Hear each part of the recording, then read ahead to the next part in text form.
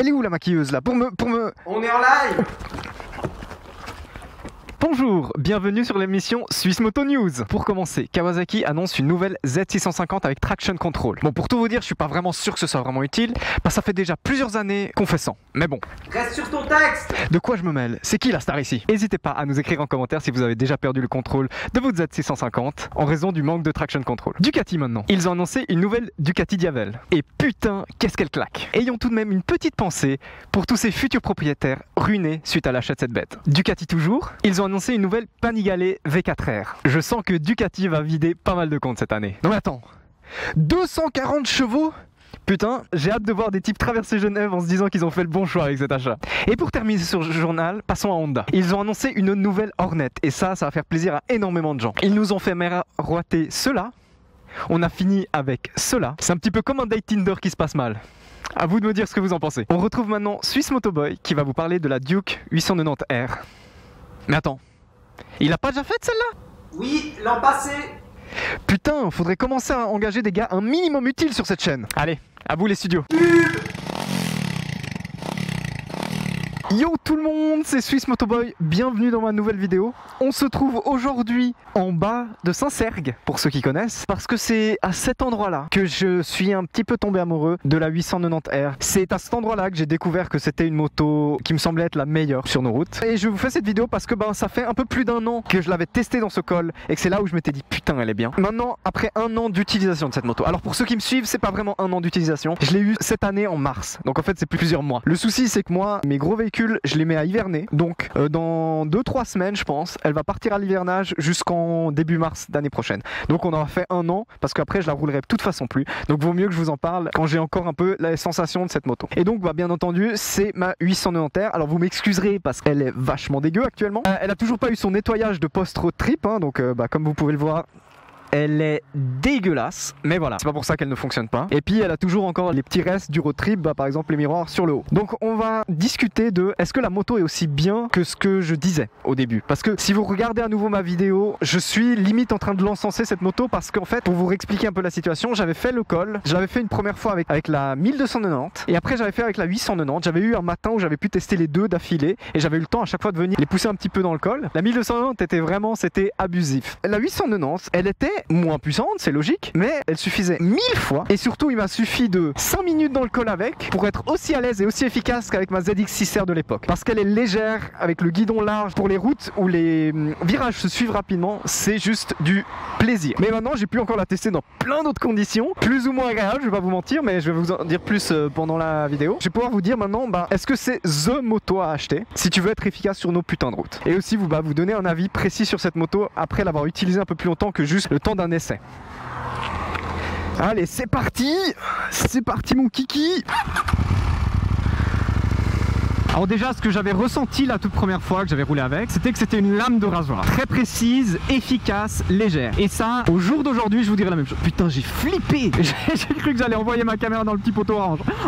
C'est pas passé loin. C'est-à-dire que c'est la version R, donc la version race. Donc elle a des suspensions plus dures, ce qui fait qu'elle tient mieux en virage. Elle a une position un petit peu plus sur l'avant et un guidon assez large. Tout ça fait que pour la mettre en virage, il n'y a vraiment pas besoin de mettre de force. Elle va tout de suite se positionner. C'est un vélo pour ça. À côté de ça, vu que c'est un bicylindre de 900 cm3, et si tu as besoin de faire ce que j'appelle un saut de puce, donc passer juste devant une voiture sur une distance assez courte, mais quand même sécuritaire, hein, on reste sur la sécurité, c'est très important, et elle va le faire. Il n'y aura pas de souci. Là où une sportive, il faudra peut-être mettre un plein gaz en espérant qu'elle monte suffisamment en tour pour qu'elle puisse vite pousser, et celle-ci, c'est le mot saut de puce, fonctionne vraiment. Pour avoir roulé après beaucoup avec celle-ci, et de temps en temps avoir repris ma ZX10R qui est une sportive 1000, je me suis fait une ou deux petites, je vais pas dire des frayeurs parce que j'ai toujours fait les dépassements à des moments où je gérais tout à fait ce qui se passait, mais où je me suis fait quelques petits gloops parce qu'en fait le bête saut de puce, je pouvais plus le faire aussi facilement malgré le fait que j'avais une sportive 1000 entre les mains. Celle-là elle a genre 125 chevaux, ma ZX10R elle tourne autour des 200, tu vois, donc tu te dis quand même putain, pour la différence celle-ci aucun souci quoi, alors que la ZX10R il faut qu'elle monte dans les tours et donc il faut lui laisser le temps de monter dans les tours, c'est moins instantané. Et c'est vraiment pour ça que j'étais tombé amoureux de cette moto, c'est parce que je me suis senti à l'aise très rapidement et qu'elle a été efficace très rapidement entre mes mains. Alors je ne vous dis pas que je suis en train de taper des chronos, il y a des types, ils me mettent toujours la misère et c'est très bien comme ça parce que moi je prévois de rentrer tous les soirs.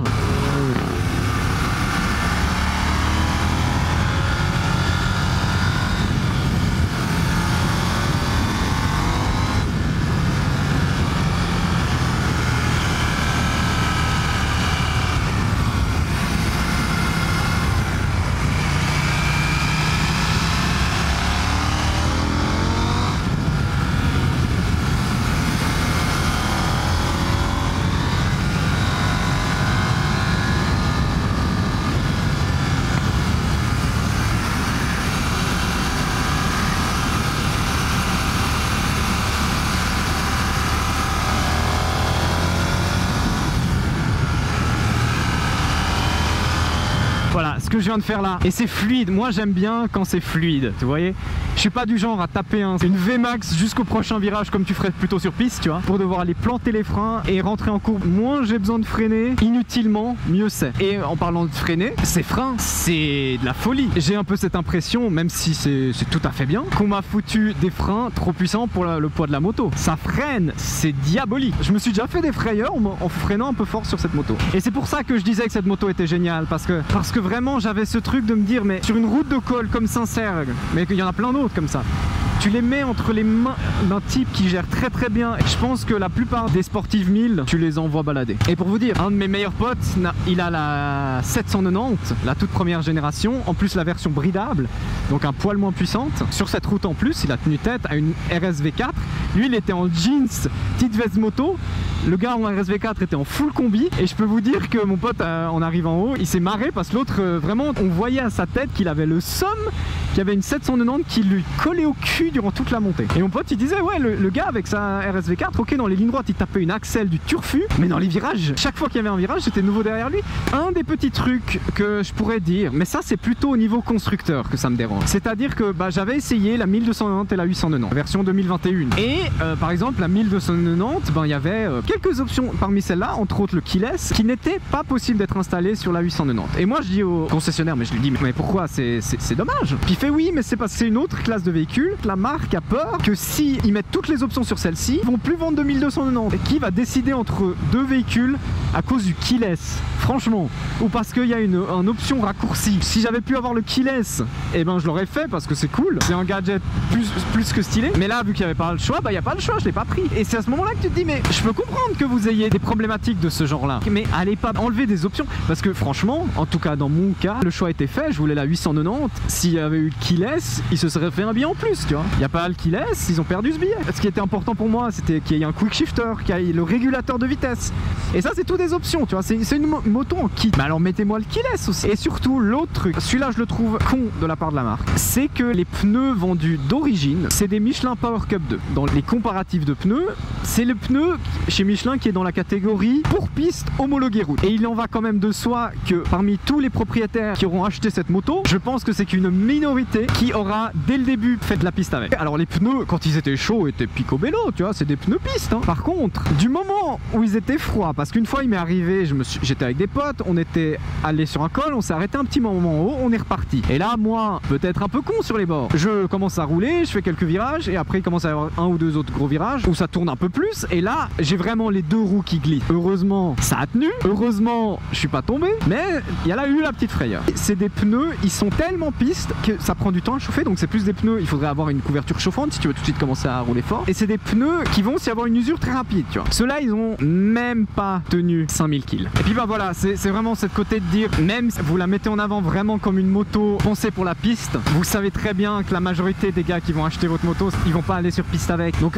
mettez plutôt des bons pneus sport route. Et surtout, l'autre problématique, c'est qu'il y avait très peu d'évacuation d'eau. Et pour m'être retrouvé après sur une grosse pluie sur l'autoroute avec des pneus où si tu penchais, t'avais plus aucune évacuation d'eau, je peux te dire que t'es pas bien, hein. Et sinon, qu'est-ce que je pourrais en dire de plus? Le quick shifter est super. Je trouve vraiment il est assez doux. À ce niveau-là, c'est vraiment cool. Le petit truc, j'ai très souvent eu des soucis à passer de la deuxième à la troisième vitesse. Tu mets le coup pour la troisième et ça passe pas. Et la deuxième, elle reste. Et là, t'as ta moto qui gueule, t'as le châssis qui bouge dans tous les sens et tu te fais peur. Et je sais pas si c'est juste moi, si c'est ma boîte qui a un souci à ce niveau-là, ou si c'est quelque chose qui est connu que ben la troisième, elle foire quoi, de temps en temps. Sinon, j'ai pas eu de soucis spéciaux. J'ai eu le problème que ma batterie m'a lâché. Environ 9 jours, je l'avais pas touché. Batterie morte. En se renseignant un petit peu, tu vois que sur la qualité des batteries, ils font quelques petites économies. Bon bah c'est comme ça quoi. En tout cas, depuis, j'ai plus eu de soucis. Il y avait cette problématique sur la 790, je connaissais par rapport à mon pote, où tu avais des joints qui fuyaient un petit peu au niveau du moteur. Et ben écoutez, cette problématique là, je l'ai aussi un petit peu. On voit qu'il y a toujours une petite trace quoi. Ça doit bien faire 5 ans que la 790 existe et qu'ils ont ce problème, ils ont toujours pas réussi à le résoudre complètement. Mais c'est pas des gros soucis quoi.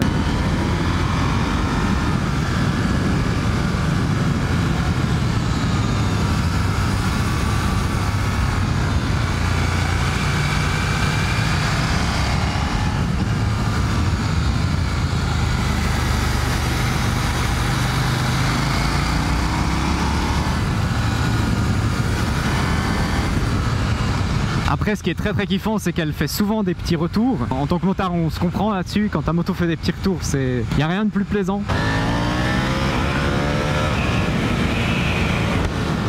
Ah putain, vous voyez là, ça vient de me le faire. La 2 n'est pas passée, voilà. Et je sais pas d'où ça vient. Je sais pas si c'est moi qui a pu passer d'un coup alors que tous les autres passent bien. Mais là, on vient de voir un des soucis que j'ai régulièrement avec cette moto. Et ensuite, il y a une chose que je trouve assez dérangeante et ce qui entrerait plus dans une utilisation quotidienne, c'est les zones basse vitesse. Donc une zone 30 par exemple. Sur cette moto, tu auras le choix entre rouler en première où tu as un truc qui te satellise à chaque fois que tu fais un mouvement un peu brusque au niveau de la poignée. Et en deuxième où tu auras cette sensation. Alors, elle est pas très forte, mais tu as cette petite sensation, tu sens que la moto elle galère. Cette sensation qu'on peut connaître quand on est en sous-régime et que le moteur il tape quoi. La selle, t'as mal au cul au bout d'une heure et demie. Et dès que tu te prends une zone un poil plus tape-cul, bah t'es niqué. Après au niveau taille, pour moi 1,70, je suis aux limites de ce que je peux accepter. Et là elle fait 840 de haut la selle. Sachant que la zone où tu t'assois est très fine. Donc c'est pour ça que tu descends plus facilement. Mais après parfois ça va dépendre même de ce que je mets comme pantalon. Si je mets un pantalon plus moto un peu plus rembourré ou la tenue en cuir ou simplement un pantalon simple jean, ça peut me changer pas mal la vie tu vois. Mais après voilà, t'as une moto sportive avec un régulateur de vitesse, c'est le paradis. Alors là je vous entends déjà venir, ceux qui disent faut pas lâcher les mains, gars, je te laisse regarder comme c'est dangereux actuellement vu que j'ai une bonne visibilité. Sur l'autoroute c'est incroyable, tu vois là je suis sur une route tranquille, là il n'y a pas de risque, le plus gros risque actuellement c'est les oiseaux et la voiture qui arrive en face. Je peux vite relâcher, faire un petit gym des trucs et reprendre. Ce qui est encore assez stylé c'est que si maintenant je devais faire juste une petite accélération, je la fais, il va retourner parce que je crois que avant 30 km/h de différence avec la vitesse choisie, il va pas se déconnecter. Donc si tu accélères plus, il va se déconnecter. Si tu freines, il se déconnecte. Si tu embrayes, il se déconnecte aussi. Par contre, si tu utilises le quick shifter, il se déconnecte pas. Et puis en termes des modes, tu as Sport, Street et Rain. Rain, ça va baisser la puissance de ta moto à 100 chevaux. Et tout ce qui est traction control et assistance électronique va être mis au max, histoire que vraiment tu te fasses pas de frayeur. Street, tu as la puissance maximale de ta moto, mais par contre, c'est moins instantané au niveau de la poignée. Ce qui fait que c'est plus doux. Ce qui fait que si c'est pour rouler, juste te déplacer, c'est limite intéressant de faire ça, c'est plus agréable. Et le mode sport, ben voilà, c'est instantané sur les gaz. Aussi, en tout cas aussi instantané que peut l'être un moteur à essence. Et puis ce qui est stylé, c'est que voilà, maintenant je suis en train de rouler, je veux descendre en street, je set, je lâche la poignée de gaz, je suis en street. Ça j'adore. La question de cette vidéo, c'est est-ce que c'est the moto? Est-ce que c'est la moto, tu l'as, t'as plus besoin d'avoir d'autre? Eh ben non, pour moi pas, vraiment pas. C'est-à-dire que c'est une moto qui est insane, c'est une lame de rasoir. Ça je continue à le dire, c'est une moto qui est d'une efficacité splendide. Par contre, dès que c'est de l'utilisation plus quotidienne, rouler dans des villages, rouler des zones 30, rouler sur des routes un peu en moins bon état, et ben là d'un coup, tu peux être bien mieux qu'avec cette moto. Les options l'amènent à un bon niveau pour un confort plus quotidien. Le régulateur de vitesse, le quick shifter, c'est des choses. Enfin, quick shifter, c'est plus côté sportif. Mais c'est tout des choses qui vont t'amener un peu de confort à la moto. Maintenant, il y a cette légèreté, il y a cette efficacité dans les virages, il y a cette précision dans les virages, il y a ce guidon large qui permet de tourner plus facilement. Donc c'est pour ça, pour moi directement, je pense que vraiment, j'ai trouvé une moto qui m'amène beaucoup de ce que je cherchais. Parce que pour moi, pour prendre du plaisir sur nos routes, il faut une moto qui ait un moteur qui pousse beaucoup, un châssis qui soit efficace et un poids qui soit léger. Voilà, pour moi c'est ça. Et celle-ci, elle a tout ça. Je pense que si le moteur était un 3 cylindres, j'en serais encore plus amoureux. Elle aurait aurait peut-être un peu moins de peps, mais un moteur plus agréable à conduire. Mais je peux que vous conseiller cette moto, en fonction de ce que vous cherchez bien entendu. Voilà, j'espère que mon avis sur cette moto vous aura plu. Je ne peux que vous la conseiller, c'est très clair, parce que je l'aime vraiment cette moto, elle est vraiment bien. N'hésitez pas à me mettre un petit commentaire sur ce que vous en pensez vous, si vous avez pu la tester, si vous avez pu tester une 790, une 890 par exemple. Et puis n'hésitez pas à vous abonner, à liker, à partager, moi ça m'aide beaucoup. Et puis sur ce, moi je vous dis ciao.